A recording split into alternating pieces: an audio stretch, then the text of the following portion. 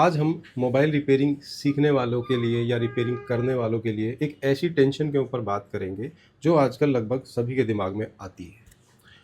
वो टेंशन दोस्तों ये है कि जैसे हमारे भी कुछ स्टूडेंट कई बार हमसे पूछते हैं, वो इस बारे में पूछते हैं कि सर कि हम जो रिपेयरिंग के लिए टूल्स खरीदेंगे तो हमें कौन से टूल लेने चाहिए, क्योंकि मार्केट के अंदर सस्ते टूल भी है, महंगे भी है और हर रोज़ नए टूल लॉन्च हो रहे हैं, महंगे महंगे टूल लॉन्च हो रहे हैं। कहीं ऐसा ना हो कि हम आज पैसा खर्च दें सस्ते टूल पर और बाद में वो काम ना आए और बाद में हमें महंगा खरीदना पड़े, तो हमारे उसके पैसे वेस्ट हो जाएंगे। तो डेली मार्केट में ना नए नए टूल आने की वजह से, नई नई एसएमडी आने की वजह से, माइक्रोस्कोप आने की वजह से ये कन्फ्यूज़न ना हमेशा बढ़ती रहती है, बढ़ती जाती है। तो कम बजट जिनका है तो वो सोचते हैं कि कुछ दिन रुक जाते हैं, पैसे पहले इकट्ठा कर लें।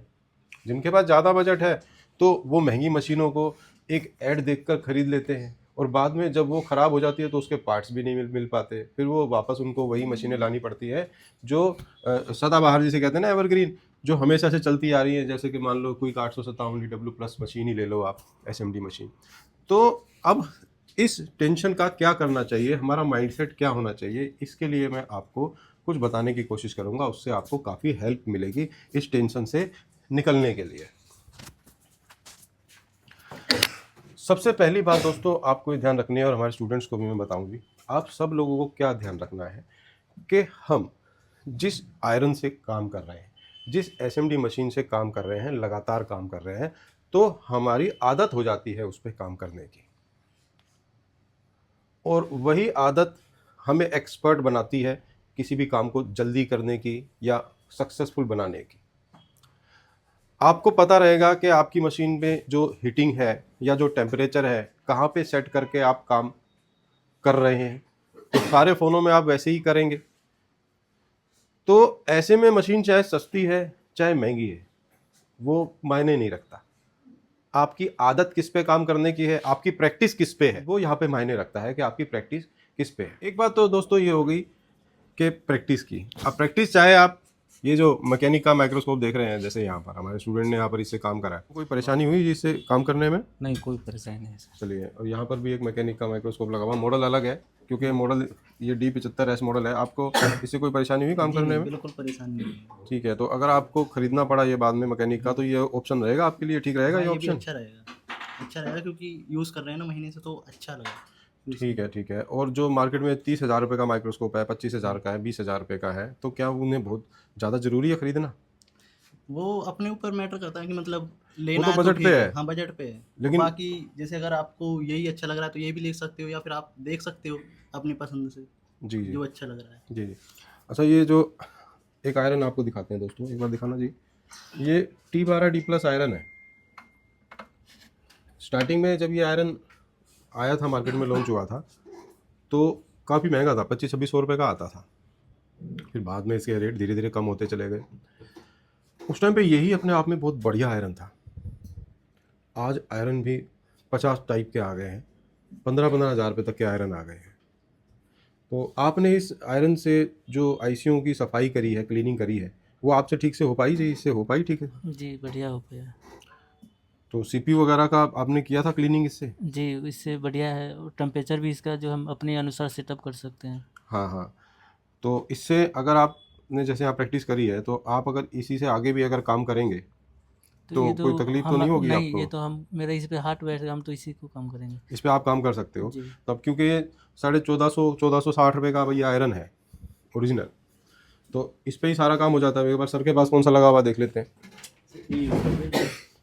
आप इस ये वाला आयरन यूज़ करते हो? जी, हम भी ये यूज़ कर रहे हैं। ठीक है जी। तो इस आयरन से सारे फ़ोन पे आप आराम से काम कर पाते हो, सारे सीपीयू वगैरह जो भी सीपीयू वर्क होता जी है? सर, इसका बेस्ट पॉइंट ये है कि इससे हम काम तो कर ही सकते हैं, लेकिन साथ में ना इसमें बिट भी मिलती है हमें, जिसमें पतली बिट भी होता है जब हमें बारीक काम करना होता है, तो उसके लिए इसमें बिट दी होती है कई सारी, इसमें कई टाइप की बिटें होती हैं।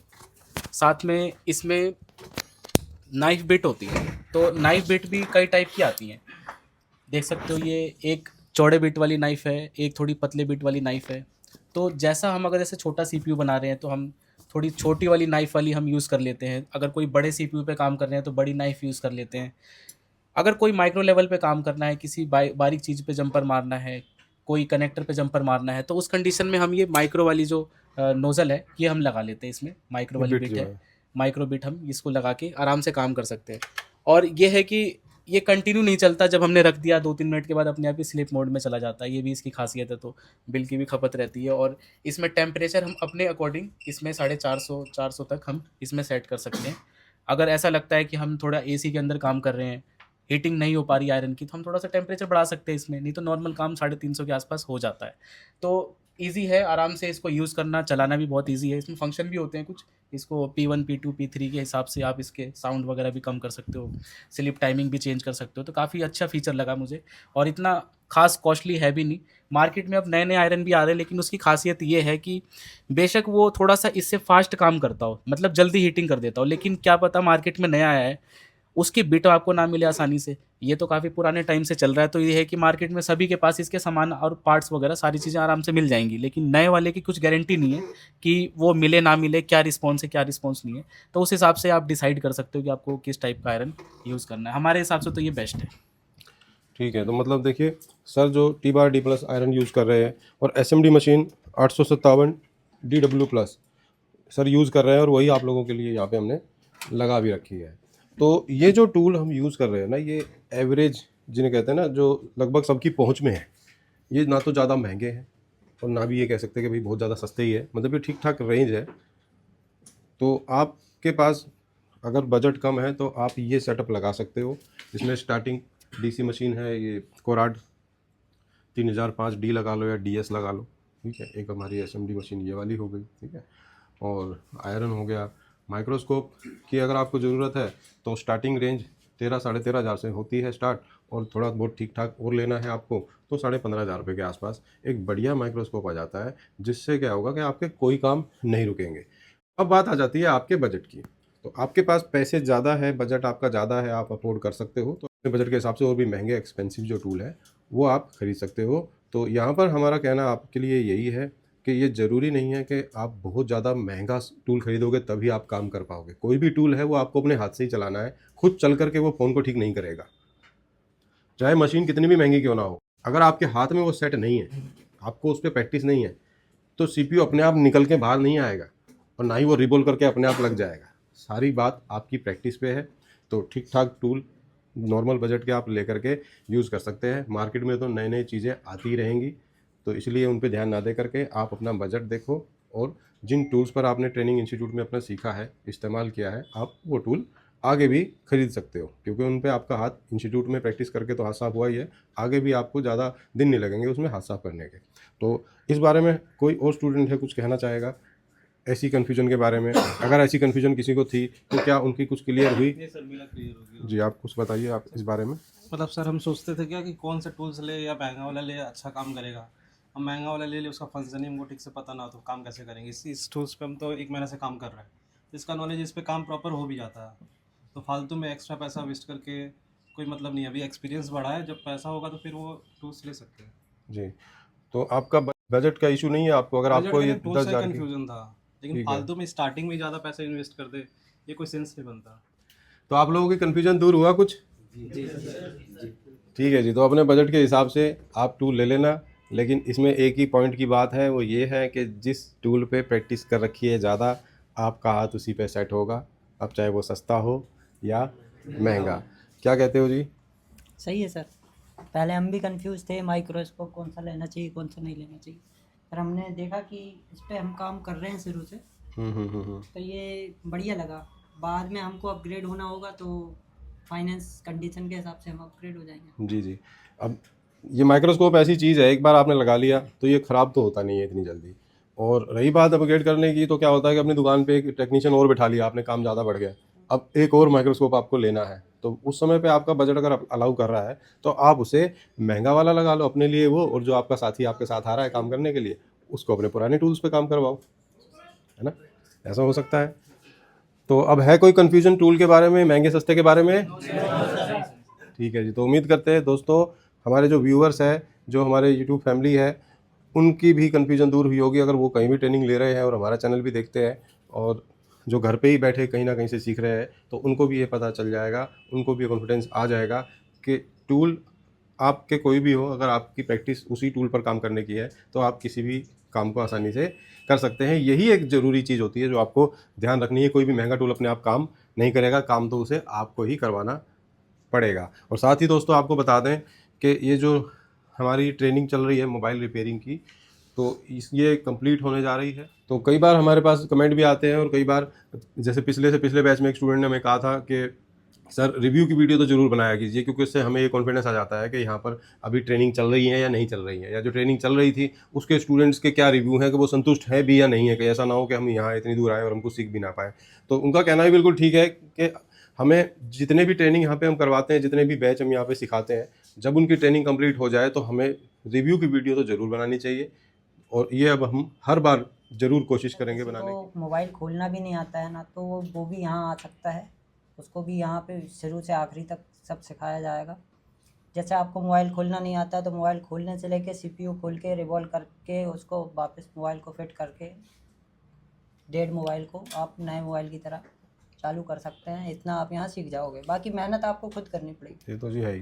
तो जो भी फ्रेशर है तो वो यहाँ पर आराम से ये सब काम कर सकता है, सीख सकता है यहाँ जी पर। सर। आप लोगों की आज ट्रेनिंग कंप्लीट हो रही है, तो पहले दिन से लेके आज तक का जो भी आपका एक्सपीरियंस रहा वो अच्छा रहा या बुरा रहा?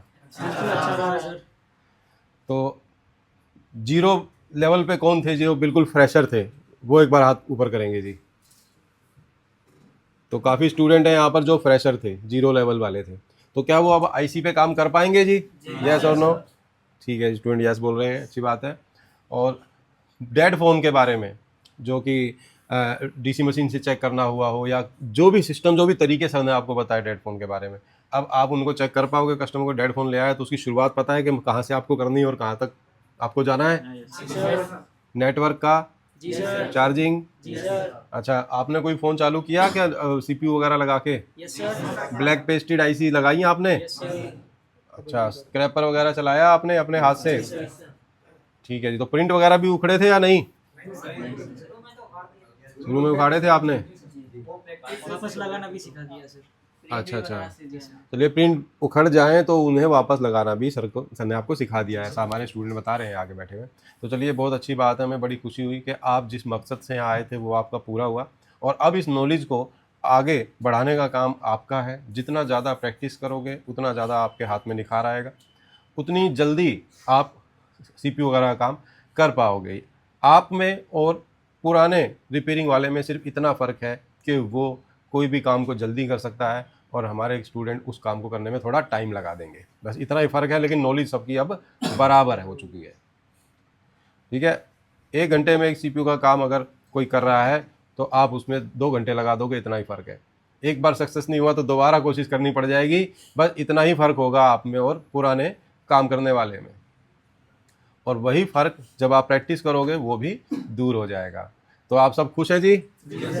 आपको भी दोस्तों अगर हमारे इन सभी स्टूडेंट्स के साथ मोबाइल रिपेयरिंग की ट्रेनिंग करनी है, सीखना है आपको, तो आप हमारे स्क्रीन पे दिए गए नंबर पे हमें कांटेक्ट कर सकते हैं और कोर्स की जानकारी ले सकते हैं। राज टेक्निकल इंस्टीट्यूट में रहने खाने की व्यवस्था के साथ आसान तरीके से मोबाइल रिपेयरिंग की ट्रेनिंग दी जाती है, जिसे हर वो आदमी सीख सकते हैं जो या तो कम पढ़े लिखे हैं या वो ये डरते हैं कि भैया हम पता नहीं सीख पाएंगे या नहीं।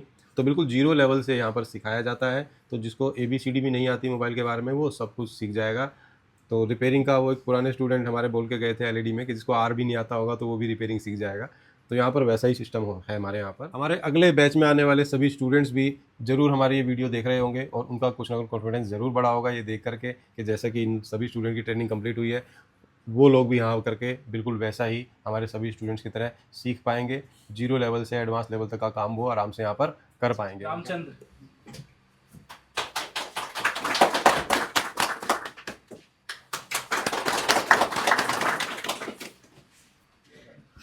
आशीष कुमार,